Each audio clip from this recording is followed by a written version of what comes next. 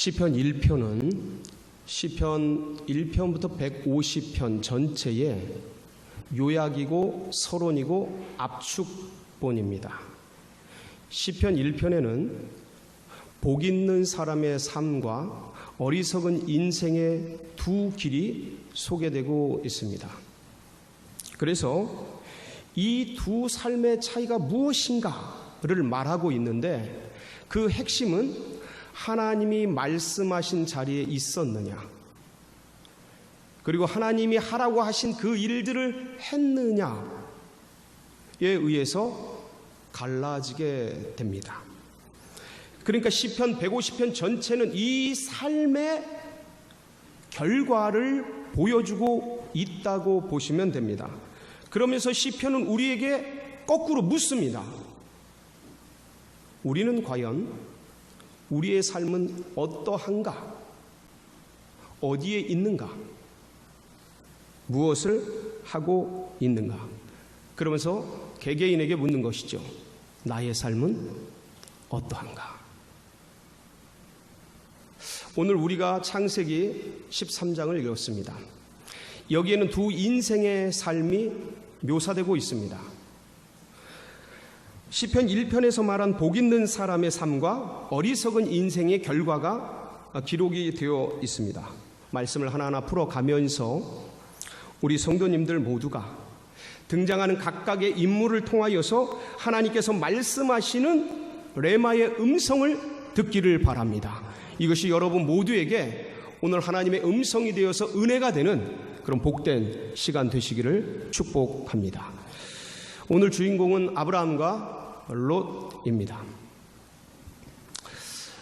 아브라함과 롯은 갈대아 우르에서 함께 떠나게 되고 하란에 머물다가 하나님의 음성을 듣고 가나안 땅으로 오게 되지요. 그런데 가나안 땅에 도착을 했는데 여기에 가뭄이 들고 그리고 여러 가지 어려움이 찾아오게 됩니다.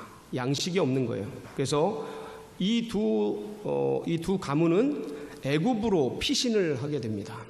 애굽으로 피신을 하면서 거기서 아브라함의 부인이었던 사라에게 이렇게 얘기를 합니다. 내려가면 이 애굽 사람들이 우리를 죽일지 모르니까 당신을 부인이라고 하지 않고 누이라고 합시다. 이러한 우여곡절 끝에 애굽에 내려갔는데 놀랍게도 바로 왕에게, 하나님의 역사를 통해 바로 왕에게 이 아브라함 가문 가운데 큰 재물을 내려주게 됩니다. 사라 덕분에 그런 은혜를 입게 됩니다. 그러니까 참 어려움과 힘든 일들이었는데 그걸 화를 변해서 하나님이 복으로 만들어 주셔서 애굽에서 올라올 때는, 가나안에 올라올 때는 큰 부자가 됩니다. 그래서 아브라함도 부유하게 되고 그리고 롯도 부유하게 됩니다. 그것을 창세기 13장 2절에는 이렇게 묘사하고 있습니다. 한번 말씀을 잠깐 보실까요? 시작. 아브라함에게 가축과 은과 금이 풍부하였더라. 그래서 애굽에서 네게브라고 브엘세바 밑지역의 광야 지역으로 올라오게 되는데 거기 있으면서 이제 여러 가지 일들을 하다가 베델 지역으로 아브라함과 롯이 올라가게 됩니다. 근데 베델 지역에서 목축업을 하는데 양을 기르고 염소를 기르는데 아브라함의 목자와 롯의 목자들이 서로 짐승들이 많아져서 이 목초지를 두고 자꾸 다투는 일이 발생하게 됩니다. 별로 없을 때는, 재산이 없을 때는 아무런 문제가 되지 않던 게 재산이 많이 생기고 소유들이 많이 생기니까 이게 서로 목자들이 밭을 두고 풀밭을 두고 물을 두고 이렇게 다투는 일이 빈번하다 보니까 이 소식을 아브라함이 듣게 됩니다. 그래서 롯을 불러서 이렇게 대책을 협의하게 되죠. 그러면서 이런저런 의논을 하다가 결론이 뭐였냐면, 현재 우리가 가지고 있는 짐승들이 지금 있는 풀이나 이런 양식에 비해 너무 많으니, 한마디로 말하면 풀이 작으니까, 협소하니까 우리 서로 분가하자. 그러면서 아브라함은 롯아, 네가 좌하면 내가 우하고 네가 우하면 내가 좌하겠다. 그러면서 좋은 땅 선택권을, 우선 선택권을 롯에게, 조카 롯에게 주게 됩니다. 여러분, 이게 어떤 삶의 이해관계가 얽히면 이렇게 양보하기가 쉽지가 않습니다. 이게 이제 내 일이 되고 이해관계가 얽히면 참 쉽지 않은 일인데, 근데 아브라함의 이 참 포용력과 배포를 볼 수 있는 멋진 장면 중에 하나이지요. 자, 그래서 이제 우선 선택권을 롯에게 양보를 했습니다. 그럼 조카이고 삼촌 아닙니까? 어르신이잖아요. 아버지 뻘이잖아요. 레벨이. 그렇다면은 롯 입장에서는 무슨 삼촌 무슨 말씀입니까? 이 목자들이 이렇게 다투고 이렇게 된 거 참 너무 송구하고 죄송했는데 제가 먼저 선택할 것이 아니고 이제 이렇게 분가하는 마당에 삼촌께서 먼저 좋은 곳을 택해서 가시고 그러면 제가 그 뒤에 따라가도록 다른 곳으로 이렇게 선택해 가도록 하겠습니다 하고 말하고 행동하는 것이 상식적이고 예의적이고 기본적인 태도 같은데 롯은 그렇게 하지 않았습니다. 아브라함이 좋은 곳을 택해 가라 라고 말할 때에 롯은 마치 기다렸다는 듯이 눈을 들어서, 오늘 이제 본문 말씀에 보면 창세기 13장 10절인데 한번 롯의 모습을 읽어보도록 하겠습니다. 시작. 이에 롯이 눈을 들어 요단 지역을 바라본즉 소알까지 온 땅에 물이 넉넉하니 여호와께서 소돔과 고모라를 멸하시기 전이었으므로 여호와의 동산 같고 애굽 땅과 같았다. 그러니까 눈을 들어 바로 이 베델이 이 해발이 한 800m 되는 지점이거든요. 쫙 내려다 보니까 저 요단 지역에 아주 풀들이 쫙 펼쳐져 있고 마치 너무너무 목축하기 좋은 지역이 있는 거예요. 소돔과 고모라 도시 문명도 있고 그 지역에 초원도 있고 물도 있고 목축업을 하기에 최고 좋은 지역이 보이는 거예요. 그래서 그 지역을 선뜻 선택해서 떠나가게 됩니다. 아이고 참, 삼촌에게 형님 먼저 아우 먼저 이렇게 멋진 장면이 나왔어야 되는데 마치 기다렸다는 듯이 선택해서 떠나버리는 모습이 어떤 면에서는 좀 안타깝고 좀 아쉬운 점이 많이 남는 지점입니다. 그런데 오늘 본문의 말씀 10절을 보면 롯은 아브라함의 말이 떨어지기 전에 베델을 떠나서 눈에 보기에 좋았던 요단 들녘, 한마디로 말하면 성경에서 어떻게 묘사하고 있냐면 여호와의 동산 같고 애굽의 지역과 같은, 눈에 보이는, 아름다워 보이는, 너무 좋아 보이는, 풍성하고 도시 기반이 잘 되어 있는 그곳을 향해서 주저없이 선택해서 떠나갔습니다. 자, 이후에 롯의 삶은 어땠을까요? 이게 중요합니다. 아마도 여러분이 다들 잘 아실 겁니다. 롯이 어떻게 그 최후의 결말들이 있었는지. 순간의 선택이 10년을 좌우하는데 롯의 이 선택은 그의 운명과 인생을 결정하고 바꿔버리게 되었습니다. 겉으로 보기에는 에덴 동산 같고 애굽 땅과 같고 아름다웠던 요단 지역이었지만 오늘 13절에 성경은 뭐라고 평가하고 있습니까? 우리 13장 13절을 한번 보도록 하겠습니다. 시작. 소돔 사람은 여호와 앞에 악하며 그러니까 겉에 보기엔 화려하고 눈에 보기에는 너무나 멋지고 마치 그 나일강이 흐르면서 삼각조를 이루어서 가뭄과 그 어려움 속에서도 풍성한 열매를 맺는 그 애굽 땅과 같이 보이고, 그리고 여호와의 동산 에덴 동산과 같이 보였던 그 소돔과 고모라 요단 지역. 근데 이 요단 지역의 이면에는 속은 하나님 앞에 죄인되고 부패하고 타락하여 큰 죄인으로서 살아가던 그런 지역이었다라는 것이지요.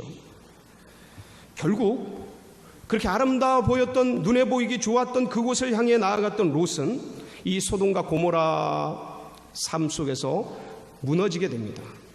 어떻게 무너지게 됩니까? 베드로후서 2장 6절로 8절 말씀을 보면 베드로가 이렇게 묘사를 합니다. 함께 보실까요? 시작. 소돔과 고모라 성을 멸망하기로 정하여 제가 되게 하사 후세에 경건하지 아니할 자들에게 본을 삼으셨으며 무법한 자들의 음란한 행실로 말미암아 고통당하는 의로운 롯을 건지셨으니 이는 이 의인이 그들 중에 거하여 날마다 저 불법한 행실을 보고 들으므로 그 의로운 심령이 상함이라. 그 의로운 심령이 상함이라. 부패했다라는 뜻이에요. 그러니까 믿음의 백성으로서 그러한 도시에 들어가서 그러한 지역에 들어가서 선한 영향력을 끼치는 삶을 살았던 것이 아니라 세속적이고 세상적인 삶의 영향을 받음으로 믿음의 삶에 금이 가고 신앙의 생활에 어려움이 찾아오고 마음이 부패하여지고 상하여졌다라는 것이에요. 다른 말로 하면 예배의 삶에 흐려지고 기도의 자리를 떠나고 말씀을 향한 눈이 세상을 향해 갔다라는 것이죠. 쾌락적이고 향락적이고 세상 문명에 자극되어서 영성이 부패하고 일상은 무너지고 결국 부끄러운 삶으로 생이 변해버렸다라는 뜻입니다. 베드로의 평에 의하면 이 롯은 의인이었습니다. 그런데 이 의로운 롯의 심령이 상해버린 거죠. 여러분, 오늘날 이 구약의 의롭다는 표현이 무엇입니까? 믿음의 사람이었다라는 것이에요. 구원받은 인생이었다라는 거예요. 하나님의 사람이란 뜻입니다. 분명합니다. 그런데 그러한 자도 하나님이 말씀하시지 않은 곳, 하나님이 하라고 하지 않은 것, 그런 것에 나아갔을 때 이런 비극적인 삶의 운명으로 전락하게 되었다라는 것이죠. 여러분, 롯이 왜 이렇게 되었습니까? 결정적인 순간 하나님께 묻지 않았기 때문입니다. 아브라함이 땅의 선택권을 롯에게 주었을 때 당연히 롯은 양보했어야 돼요. 아닙니다. 삼촌이 먼저 했어야 합니다. 그리고 새로운 삶을 찾아 떠날 때 당연히 주님께 묻고 듣고 순종하며 한 걸음 한 걸음 그 길을 걸어갔어야 하는 것이죠. 믿음의 백성으로서의 자세, 그것을 놓쳤던 것입니다. 결국 롯은 내 소견에, 내 눈에 좋은 대로, 내 감정과 내 지식과 노하우와 실력과 능력에 좋은 대로 요단 지역을 택해 가서 결국은 거기서 비참한 결과를 맞이하게 되었던 것입니다. 반면 오늘 말씀 14절에 보면 롯을 떠나보낸 아브라함의 삶이 나옵니다. 여러분, 우리 14절 함께 읽어볼까요? 시작. 롯이 아브라함을 떠난 후에 여호와께서 아브라함에게 이르시되 너는 눈을 들어 너 있는 곳에서 북쪽과 남쪽 그리고 동쪽과 서쪽을 바라보라. 지금 아브라함과 하나님이 뭐 하시는 거예요? 대화하시는 겁니다. 여러분, 하나님과 인간의 대화를 뭐라 그래요? 기도라고 합니다. 아브라함은 지금 기도하고 있는 겁니다. 하나님, 어떡할까요? 하나님, 롯이 떠났습니다. 저는 어디로 갈까요?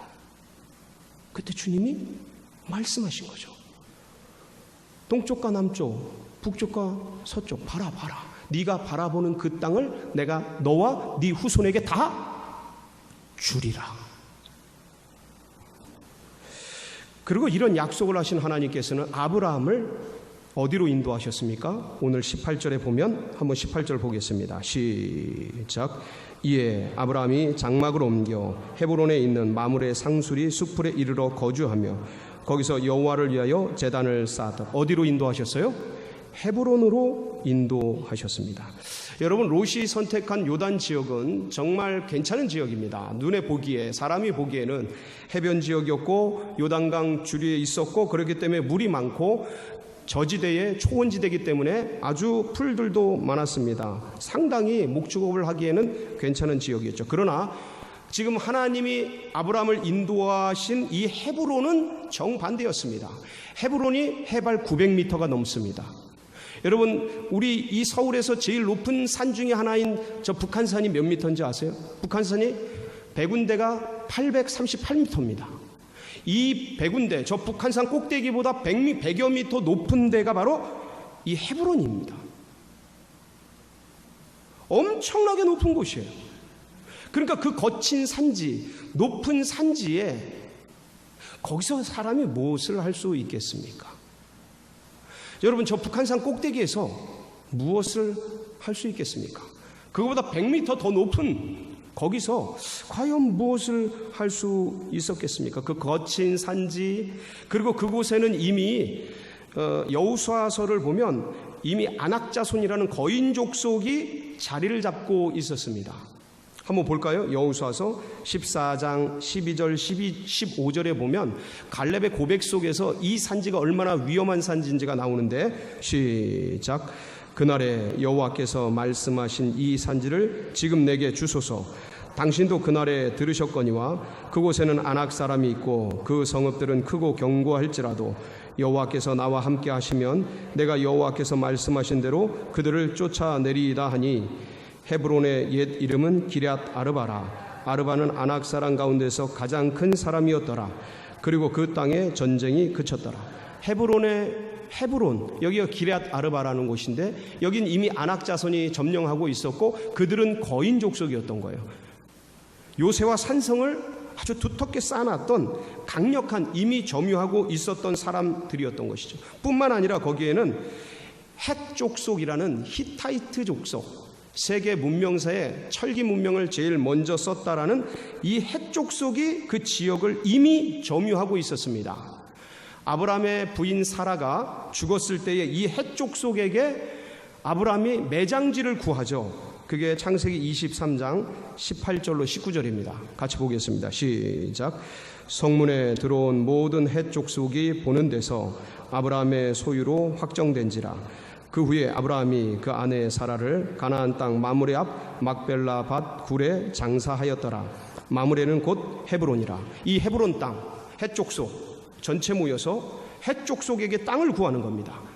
고로 다시 한번 얘기하자면, 헤브론은 이미 이런 히타이트 족속, 철기 문명을 제일 먼저 썼던 헷 족속, 자존심이 얼마나 강한지, 여러분, 다윗의 30용사 중에 그 밧세바의 남편이었던 우리아가 헷 사람이었습니다. 정말 용맹하고 굽힐 줄 모르는 그런 용사 중에 용사들이었어요. 그러니까 이 헷 족속이 굉장히 강한 사람들이었습니다. 그리고 아낙 자손들이 엄청난 사람들이었습니다. 그러니까 이방인이 이미 점유하고 있는 헤브론 땅, 고산지대, 거칠고 거기 목축업을 한다는 게 별로 효과적이지 않은 그 땅, 인간이 보기에는 굉장히 거칠고 어려운 그 땅, 그런데 하나님이 그것으로 아브라함을 인도해 갔던 것이죠. 아브라함은 주님께서 있으라고 한 자리에, 그 자리에서 우직하게 버텨냅니다. 그리고 둘러보면 산밖에 보이지 않고 돌밖에 보이지 않는 그곳에서, 그 헤브론 땅에서 아브라함은 하나님이 마음 주셔서 했던 일이 있습니다. 그게 뭡니까? 사람을 키워내는 일이었습니다. 인재를 길러내는 일이었던 거예요. 그럼 창세기 14장 14절에 보면 북방 연합군 4개국 연합군이 내려와서 남방 5개국 연합군을 격파하고, 그때 롯과 그 가족과 주변에 있는 사람들을 끌고 포로로 끌고 갑니다.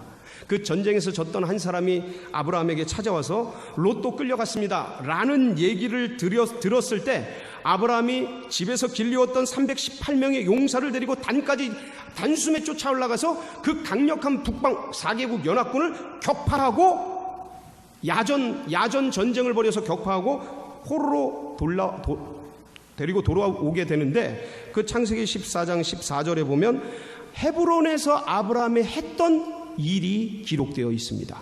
같이 보겠습니다. 시작. 아브라함이 그의 조카가 사로잡혔음을 듣고 집에서 길리고 훈련된 자 318명을 거느리고 당까지 쫓아가서, 집에서 뭐하고? 길리고 훈련된 자. 아브라함은 그 척박한 헤브론에서, 하나님이 인도한 그 땅에서, 앞이 보이지 않는 캄캄한 그 땅에서 사람들을 한 사람 한 사람 키워내고 양육하고 훈육하고 훈련하고 용사로 만들어 갔던 것입니다. 그래서 북방 4개국 연합군 강력해요. 저쪽 북쪽이 셉니다. 근데 그 내려와가지고 남쪽 5개국 도시국가 연합군을 박살낼 정도로 강력했던 그 북방 4개국 연합군을 밤에 기습을 해서 다 박살내고, 그리고 포로로 끌려간 롯과 그리고 수많은 백성들을 끌고 내려올 정도로 강력했던 거예요. 그리고 집에서 길리우고 한 땀 한 땀 먹이고 입히고 그들에게 같이 동거동락했던 아브라함이었기에 이 318명의 전사들은, 용사들은 그 강한 군대, 생각을 해보십시오. 318명밖에 안 되는데 지금 남방 5개국 연합군이 박살났는데 그거 소문 다 들었을 거 아닙니까? 근데 가서 싸우자 라고 말했을 때 주저없이 따라 나선 이 318명의 용사들, 목숨을 함께 할 정도로 강력했던 이 용사들을 아브라함은 그 헤브론 땅에서 한 사람 한 사람 길러내었던 것입니다. 그래서 전쟁에서 승리하고 다 찾아올 수 있었던 것이죠. 아브라함은 이로 말미암아 이후에 가나안 지역에서 굉장히 존경받는 지도자가 됩니다. 아까 창세기 23장 6절 거기 보면 한번 볼까요? 사라 매장지를 구할 때 해족속이 말하는 건데 한번 읽어보겠습니다. 시작. 네, 주여 들으소서. 당신은 우리 가운데 있는 하나님이 세우신 지도자. 여기까지. 하나님이 세우신 지도자입니다. 무슨 대가를 바라겠습니까? 사라의 매장지 그냥 가져가십시오. 그 존경받는 지도자가 된 거예요. 해족속에게, 이 강력한 사람들에게. 그리고 고대 중근동의 도시국가 왕들도 함부로 하지 못하는 위대한 반열로 서게 되었습니다. 창세기 14장 17절로 18절에 아브라함이 승리하고 돌아올 때 318명의 용사를 데리고 단까지 쫓아 올라가서 북방 4개국 연합군을 격파하고 포로를 다 데리고 돌아올 때 왕들이 맞이하는 장면이 나옵니다. 한번 읽어볼까요? 시작. 아브라함이 그돌라오멜과 그와 함께한 왕들을 쳐부수고 돌아올 때에 소돔왕이 사워 골짜기 곧 왕의 골짜기로 나와 그를 영접하였고 살렘왕 멜기세덱이 떡과 포도주를 가지고 나왔으니 그는 지극히 높으신 하나님의 제사장이었더라. 왕들이 나와서 뭐해요? 영접하고 축복해줘. 위대한 사람이 되었어요. 사랑하는 성도 여러분, 롯은요 자신의 눈에 보이는 대로 자기에게 유익한 대로 소돔과 고모라를 택해서 떠나 살게 되지 않습니까? 그러나 그곳에서 롯은 심령이 상하고 영성이 무너지고 기도의 삶이, 예배의 삶이, 하나님 말씀을 붙드는 삶이 다 깨어지고 뿐만 아니라 결국 이로 말미암아서 나중에 소돔과 고모라의 전쟁이 터지고 그럼 포로로 끌려가는 신세가 되어지고 나중에 다시 돌아와서 또 살게 되므로 결국 거기에 하나님의 불심판이 내려서 모든 재산 다 이루어지고, 그리고 나중에 이 심판 속에서 아브라함의 기도를 들으신 하나님이 결국 이 롯 가문을 끌어내는데 도망가면서 롯의 부인이 뒤를 돌아다 보므로 어떻게 됩니까? 소금기둥이 되어 죽어버리죠. 직사합니다. 그리고 롯이 피난 가가지고 산속에서 있을 때 두 딸과 같이 도망을 가게 되는데 결국 두 딸과 불륜 아닌 불륜을 저지름으로 말미암아 그 모압과 암몬이라는 이스라엘을 끝까지 대적하는 대적의 족속들을 낳게 되는 비극적인 삶을 살게 되지요. 그리고 롯은 그 다음에 성경 역사 속에 사라지게 됩니다. 없어져요. 반면 아브라함은 사람들이 보기에는 험난하고 거친 지역이었으나 헤브론 산지 900m가 넘는 엄청난 남방의 네게브 지역에 영향을 받는 광야 산지였지만 하나님이 인도하심에 뚜벅뚜벅 걸어내요. 우직하게 살아내요. 거기서 318명의 전사들을 길러내요. 하나님의 영광을 드러내고 하나님 나라가 어떤지를 수많은 사람들에게 보여주며 당신은 하나님이 세우신 지도자이시니 라는 칭호를 들을 수 있는 훌륭한 모범적인 그런 삶을 살아내는 인물이 되었습니다. 결국 후에 믿음의 조상이 되지요. 사랑하는 성도 여러분, 두 인물의 삶을 우리가 살펴보았습니다. 모두 크리스찬입니다. 모두 믿음의 백성입니다. 지금 나는 어디에 있습니까? 소돔입니까? 아니면 헤브론입니까? 우리 모두가 하나님께 묻고 듣고 순종하며 주님께서 있으라고 한 그 자리, 거칠어도 힘들어도 그 자리를 사수하며 주님께서 하라고 하신 그 일들을 꾸준히 견디어내며 해내어서 아브라함에게 쏟아 부어주신 그 축복을 우리 모두가 누리시는 성도님들이 다 되시기를 축복합니다. 같이 기도하시겠습니다.